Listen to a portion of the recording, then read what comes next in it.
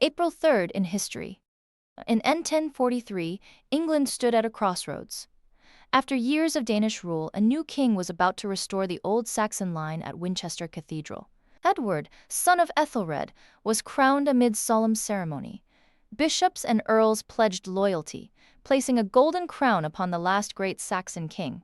Edward's childless death in 1066 ignited a war for succession. The Norman conquest that followed reshaped England's language, culture, and destiny forever. In 1721, Britain's political world was turbulent. King George I, a German-speaking monarch, struggled to govern a restless parliament needing a trusted English intermediary. King George I appointed Robert Walpole First Lord of the Treasury, placing him atop government. Walpole commanded parliament and cabinet, inventing the role we now call prime minister. Walpole governed for over 20 years, cementing cabinet democracy. Every British prime minister since has followed the template he established 3 centuries ago. In 1860, the American frontier stretched vast and wild. Letters took weeks to cross the continent, until one bold company dared to change everything. On April 3rd, riders launched simultaneously from Missouri and California, carrying saddlebags of mail nearly 2,000 miles across plains, deserts, and mountains. Mail crossed the continent in just 10 days, binding east and west. Though it lasted only 18 months, the Pony Express became an enduring symbol of American frontier spirit. In 1865, Richmond, Virginia stood as the proud capital of the Confederacy, a city bracing for its final hour as Union forces closed in. On April 3rd, Confederate troops evacuated and set the city ablaze. Union soldiers marched in through smoke-filled streets as Richmond burned around them. The fall of Richmond shattered Confederate resistance. 6 days later, General Lee surrendered, ending the Civil War and beginning America's painful road to reunification. In 1922, Moscow's Kremlin hummed with revolutionary ambition. The young Soviet state, forged from civil war, sought order through a new Communist Party leadership structure. On April 3rd, Joseph Stalin was appointed General Secretary of the Communist Party's Central Committee, quietly seizing control of appointments, records, and party machinery. Lenin soon warned the role was too dangerous in Stalin's hands, but too late. The appointment birthed one of history's most devastating dictatorships, reshaping the 20th century. In 1934, Jane Goodall was born in London, England. She would grow up to become one of the most important scientists of the 20th century. At Gombe Stream in Tanzania, Goodall observed chimpanzees stripping leaves from twigs to fish termites, proving animals make and use tools. Her discovery forced science to redefine what makes us human. Goodall's legacy reshaped primatology, conservation, and our bond with the animal world. In 1948, Europe lay in ruins after World War II. Cities were rubble, economies had collapsed, and millions faced hunger and poverty.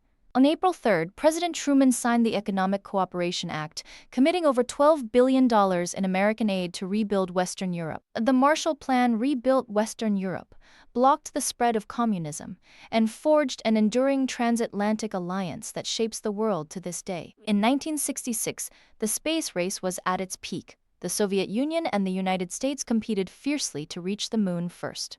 On April 3rd, Luna 10 fired its braking engine and slipped into lunar orbit, the first human-made object ever to circle another world. Luna 10 mapped the moon's gravity and radiation, giving Apollo engineers the data they needed. The moon landing 3 years later was built on this foundation. In 1968, Memphis, Tennessee simmered with tension. Sanitation workers had been striking for weeks, demanding dignity and fair wages, as the civil rights movement faced fierce resistance. At Mason Temple, a lone stylized figure stood at the pulpit before thousands, voice soaring, prophesying he had seen the promised land, but might not arrive there with them. The next evening, he was assassinated. His final words became prophecy, a haunting farewell that cemented his legacy as the moral conscience of America. In 1973, New York City buzzed with the energy of a technological race. Motorola and Bell Labs competed fiercely to dominate the future of wireless communication. On April 3rd, Motorola engineer Martin Cooper stood on a Manhattan street and placed a call on a brick-sized prototype phone, the world's first handheld cellular call, made to his rival at Bell Labs.